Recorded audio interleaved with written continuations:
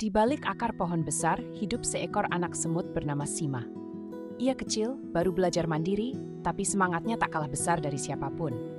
Suatu pagi, Sima berjalan sendirian mencari makanan. Ia menemukan sebutir gula dan mulai menggulingkannya perlahan. Tapi langit tiba-tiba menggelap. Sebuah bayangan besar melintas cepat di atas tanah. Seekor burung pemangsa menukik dari langit, matanya tajam mengincar Sima.